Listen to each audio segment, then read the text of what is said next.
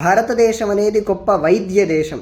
ఈ వైద్య దేశంలో అనాది కాలంగా ఇక్కడ వైద్య విద్య పరిఢవిల్లుతూ ఉంది. ఇక్కడ స్వయంగా మహావిష్ణువే ఆవిర్భవించి ఏ రోగానికి ఎటువంటి మందు వాడాలో సూచించి దానికి తగినటువంటి గ్రంథాన్ని అందించజేసిన వారు శ్రీ మహావిష్ణువు.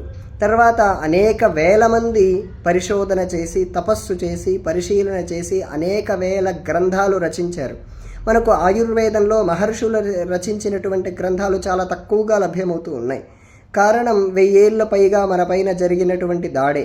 ఎలాగైతే వేదంలో ఉండే 1000 పైన శాఖలు ఈ 1000 సంవత్సరాలలో అంతరించిపోయాయో, అలాగే వేల మంది తపస్సు చేసి వారి తపస్సును ధారపోసి ఒక గ్రంథ రూపంలో తెచ్చిన గ్రంథాలు లుప్తమైపోయాయి, అదృశ్యమైపోయాయి.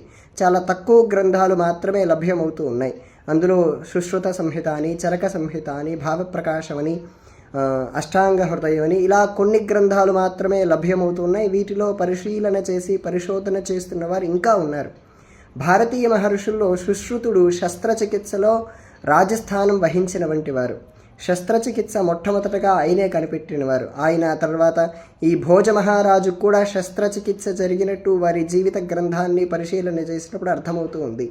భారతదేశంలో ఉండే ఆయుర్వేద వైద్య విధానాన్ని, సిద్ధ వైద్యాన్ని, నాటు వైద్యాన్ని బాగా ప్రచారం చేసి తీసుకొని రాగలిగితే మెడికల్ మాఫియాలో ఉండేటువంటి కొంచెమైనా దారుణాన్ని తగ్గించుకోవడానికి మనవంతుగా మనం ప్రయత్నం చేసుకోగలుగుతాం.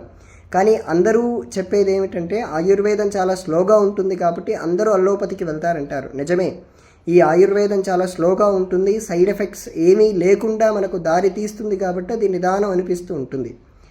జయేంద్ర సరస్వతి స్వామివారు దీనికి ఒక మంచి ఉదాహరణ ఇచ్చారు. మన శరీరం చిన్నప్పటి నుంచి అల్లోపతి వైద్య విధానానికి అలవాటు పడింది. వెంటనే మనం ఆయుర్వేదానికి వచ్చామనుకోండి, అది పనిచేయడానికి చాలా సమయం పడుతుంది. మనం చిన్నప్పటి నుంచే ఆయుర్వేద వైద్య విధానంతో శరీరాన్ని రక్షించుకుంటూ ఉన్నామనుకోండి, వారిపైన చాలా తొందరగా ప్రభావం చూపుతుంది. మన శరీరంలో అల్లోపతిచే చికిత్స చేయబడినటువంటి విధానాలు ఉన్నాయి కాబట్టి ఈ ఆయుర్వేద ప్రభావం చూపించడానికి సమయం పడుతుందని చెప్పి వారు నిర్దేశం చేశారు. ఆయుర్వేదం భారతదేశంలో ఇంకా ప్రచారం చేయాలి. విదేశాల్లో బాగా ప్రచారం జరుగుతూ ఉన్నది. ఈ ప్రచారాన్ని బాగా ముందుకు తీసుకెళ్ళి ఇందులో అనుభవమైన వైద్యుల్ని ముందుకు పెట్టి ఈ వైద్య విధానాన్ని మనం కాపాడాలి. 1973 వరకు 2 అశ్వినీ దేవతల్లాంటి సిద్ధపురుషులైన వైద్యులు ఉండేవారు. వీరు కాకినాడ నగరంలో ఉండేవారు. బ్రహ్మశ్రీ మర్ల నరసింహ శాస్త్రి గారు, మర్లశ్రీ నారాయణ శాస్త్రి గారిని 2 అశ్వినీ దేవతల లాంటి వైద్యులు కాకినాడ నగరంలో ఉండేవారు. వాళ్ళ ఇల్లు ఒక పెద్ద సత్రం లాంటిది.